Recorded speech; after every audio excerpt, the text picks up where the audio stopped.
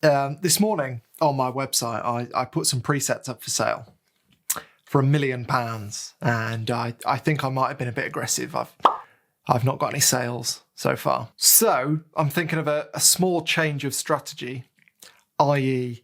I'm just going to give them away. Now, before I explain how I'm going to give these presets away, I want to explain why. So a couple of years ago, incredibly a couple of years ago, time flies, I was up on a city centre car park ranting away about why you shouldn't buy presets. I mean, I was filming it. I wasn't just talking to myself. I mean, it's still talking to yourself, really, but you know what I mean. Now, if I were you, I wouldn't waste your time watching that video. Thinking back, I looked a little bit of a madman.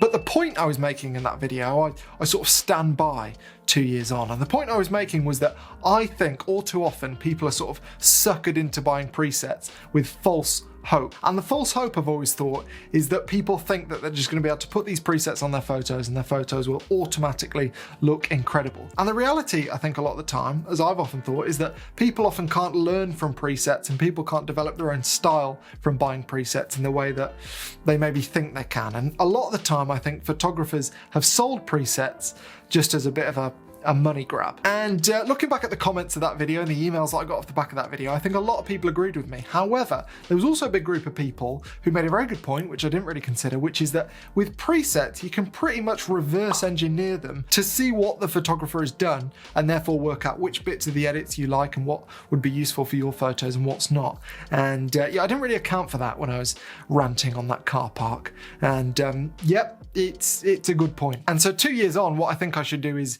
give away some of my most used presets in the hope that they will help some people too. I mean, I'm going to keep them on my website for £1 million just in case. I mean, if somebody wants to pay £1 million for my presets, I'm not going to stop them. So yes, my 5 most used presets I'm going to give away for free. How are you going to do it, James? How on earth are you going to do that, you ask? Well, I'm going to keep them on my website, as I said, for £1 million.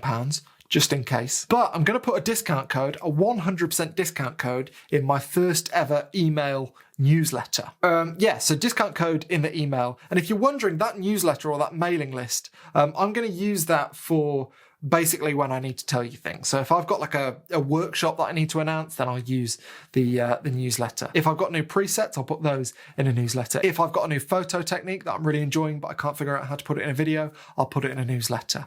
If I've got a print sale, which I have, I'll talk about the print sale in a minute, but things like that, I'll put in a newsletter. So if you're interested in information like that, then feel free to sign up to the newsletter. If you want the presets and you don't want to be signed up to the newsletter, no problem. Just sign up to the newsletter, get the discount code, and then unsubscribe straight away. I know exactly how it feels to have too many things coming through your email, and I've got way too much stuff coming through my email. I get emails from all kinds of shops that I've been in once, and I just have to keep unsubscribing from them. So I know how it feels to get emails you don't want. If you're not interested, that's absolutely fine. But if you are, then that's what I'm going to use the newsletter for. Now, a quick word on these presets. If you've used presets before, then you'll know that often when you put presets on your images, they look horrific. They look absolutely terrible. And these presets are no different in that regard. In fact, they're very, very strong, these presets, because in my workflow, I use a plugin, a Lightroom plugin called the Fader, which was produced by a company called Capture Monkey, I want to say. Yeah, something like that.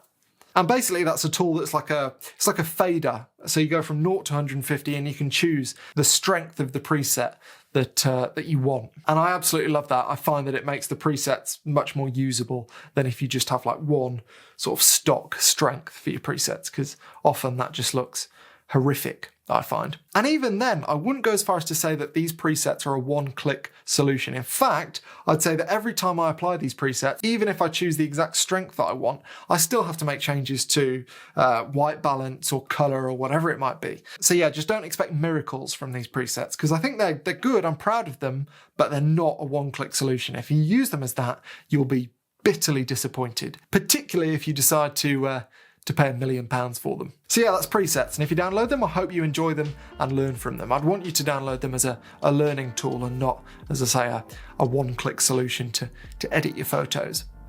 Prints.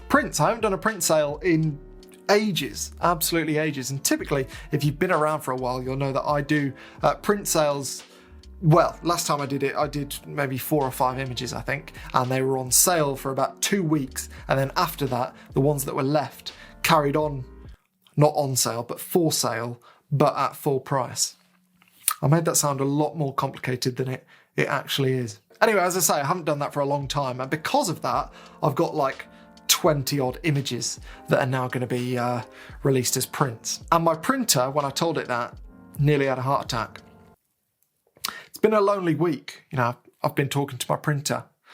What of it? So as usual, there are A4s and A3s, and they are editions of 50, but now also there are A2s, which are editions of 10. Again, as usual, if there are other sizes that you're interested in but you can't find them, as in outside of A4, A3 and A2, just email me and I'll see what I can do. And they're going to be on sale until midnight of Halloween.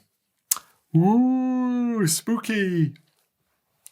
And they'll be shipped the week after that when the sale is finished, and plenty of time for them arriving before the holidays in case they're gifts. And also, as usual, they'll carry on sale, not on sale, full sale in November at full price for the ones that are left. And I've still got some books left, some 2018 books. I definitely ordered too many of them. But if you're interested in those and you buy a print, then it's a good time to do it because well, you don't have to pay postage twice. So that makes sense if you're after a book. But anyway, just a quick video for those few announcements. If you download the presets, I hope you enjoy them. If you sign up to the newsletter and stay signed up to the newsletter, I hope you enjoy my written ramblings as opposed to my verbal ones. And if you buy a print or a book, I really appreciate it. Your support means an awful lot, so thank you. That said, I won't need your print sales or book sales when somebody inevitably buys some of my presets for £1 million.